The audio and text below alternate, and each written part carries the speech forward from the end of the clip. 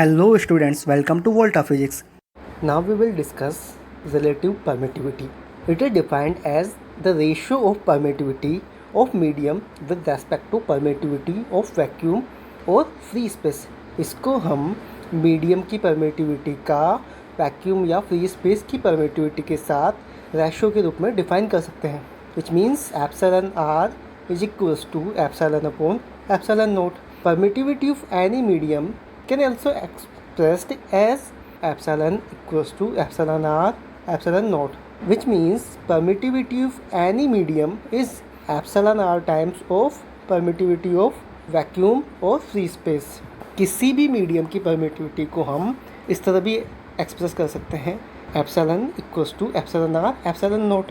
इसका मतलब ये हुआ कि किसी भी मीडियम की परमिटिविटी वैक्यूम या फ्री स्पेस की परमिटिविटी से कितना गुना है.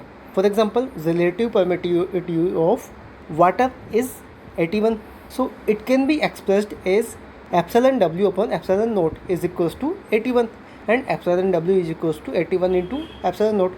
इसको हम एग्जांपल की हेल्प से समझ सकते हैं.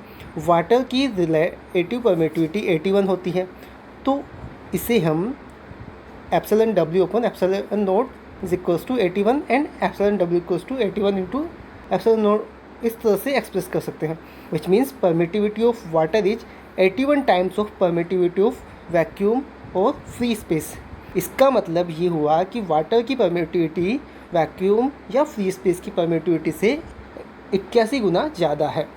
Similarly, relative permittivity of glass is 7, so it can be expressed as epsilon g upon epsilon naught is equals to 7 and epsilon g is equals to 7 into epsilon naught. इसी प्रकार glass की permittivity 7 है, तो इसे हम इस तरह से एक्सप्रेस कर सकते हैं, epsilon g upon epsilon naught is equals to 7 and epsilon g equals to 7 into epsilon naught, which means permittivity of glass is 7 times of permittivity of vacuum और फ्री स्पेस. इसका मतलब ये हुआ कि ग्लास की परमिटिविटी वैक्यूम या free space की permittivity से 7 गुना ज़्यादा है. We can understand this in another way. We know that the permittivity of water is 81 times of permittivity of vacuum और फ्री स्पेस. हम इसको दूसरे तरीके से भी समझ सकते हैं. हम जानते हैं कि वाटर की परमिटिविटी वैक्यूम या फ्री स्पेस की परमिटिविटी से 81 टाइम्स ज़्यादा है, which means molecules of water decrease the force 81 times than vacuum or free space because force and permittivity are inversely proportional to each other. इसका मतलब ये है कि वाटर के मॉलिक्यूल्स फोर्स को वैक्यूम या फ्री स्पेस की अपेक्षा 81 गुना कम कर देंगे, क्योंकि फोर्स और परमिटिविटी एक दूसरे के साथ इन्वर्सली प्रोपोर्शनल होते हैं.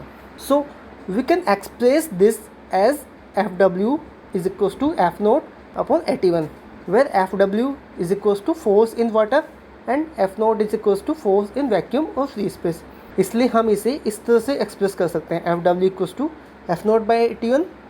यहाँ Fw वाटर में फोर्स है और F naught वैक्यूम या फ्री स्पेस में फोर्स है, which means the force between two charges particles in water is equals to the force between same two charge particles in vacuum divided by 81.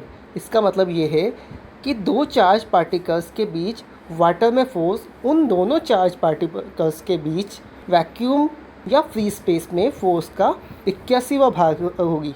In a general way we can also say that the force in medium is equals to the force in vacuum और free space divided by relative permittivity.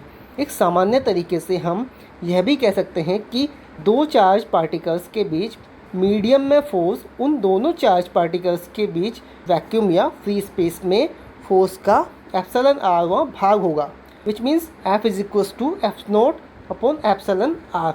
We can conclude a result from this discussion. The permittivity of water is 81 times of permittivity of vacuum और free space. Then the force in water is 81 times less than the force in vacuum और free space. हम इससे एक निष्कर्ष निकाल सकते हैं, water की परमिटिविटी वैक्यूम या फ्री स्पेस की परमिटिविटी से 81 गुना ज़्यादा है, तो वाटर में फोर्स वैक्यूम या फ्री स्पेस से 81 गुना कम होगी। In a general way we can also say that permittivity of medium is epsilon r times of permittivity of vacuum और free space. Then the force in medium is epsilon r times less than the force in vacuum और free space. एक सामान्य तरीके से हम यह भी कह सकते हैं कि मीडियम की परमिटिविटी वैक्यूम या फ्री स्पेस की परमिटिविटी से एप्सिलॉन आर गुना ज़्यादा है। तो मीडियम में फोर्स या उस जो है वैक्यूम या फ्री स्पेस से एप्सिलॉन आर टाइम्स कम होगी। We can also prove it, हम इसको मतलब प्रूव कर सकते हैं। कैसे? We know that when 2 point charges are placed in vacuum और free space, then the electrostatic force between them is given by F naught equals to 1/4 pi epsilon naught Q1 Q2 by R square। यानी कि जो vacuum या free space में इसमें force है electrostatic force वो ये होगी।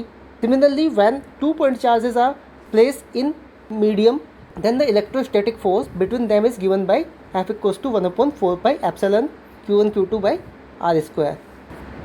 If we find the ratio of force in vacuum or free space with respect to force in a medium, then we get F naught upon F is equals to epsilon upon epsilon naught, which is equals to epsilon r. So we can say that epsilon r is equals to epsilon upon epsilon naught and F is equals to F naught upon epsilon r. We can conclude a result from it.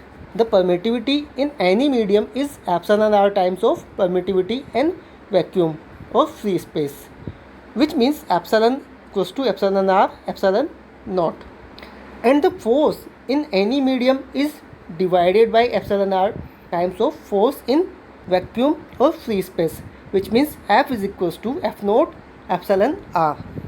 तो हमने ये आज discuss किया relative permittivity. तो relative permittivity हमने discuss कर लिया है।